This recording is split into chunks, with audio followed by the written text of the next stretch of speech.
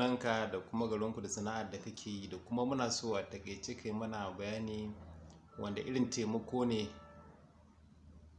da kuma kake bukata wanda zai sa ka ci gaba a sana'ar da kake yi.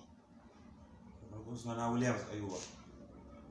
Sana'ar da nake yi shine aikin sa tiles.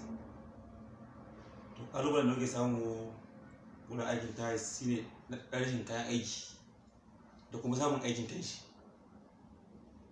Wani lokacin ko mu samu aikin wasu kayan aikin da muke da su local ne, tsofaffin na da muke ake so, ba mu da zamani na yanzu.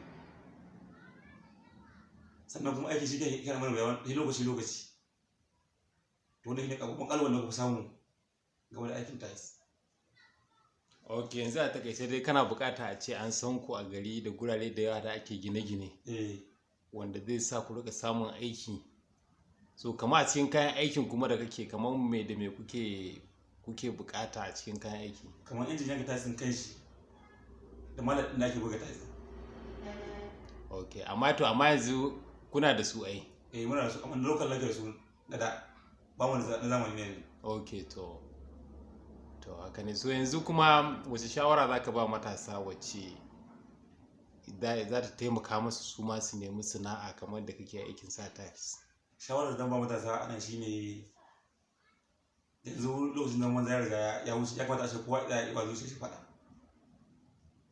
In ba ka da sana'a yanzu kawai kallon ɗan iska ya ke maka. Ya kamata kowane matashi ya taimaki kan yi da wuri ɗalibai sana'a yi. Shi ne shawarar da zan ba matashi. To yanzu za ka iya gaya mana ribar da ka ci ko kuma taimakon da wannan sana'ar taimaka a rayuwarka? Ƙwarai kuwa zan iya ba da takaitaccen ɗan abin da ta taimaka min da shi. Saboda akwai abubuwa da yawa da ya kamata a ce ka ɗauki wani abin ka sayar za ka yi, amma kai kai sana'a ka samu kuɗinka za ka zo kai abinka ba tare da ka sayar da wani komai ba. Ko ka shawa ko ka iya kana neman kana bai a wajen wani ya taimaka maka.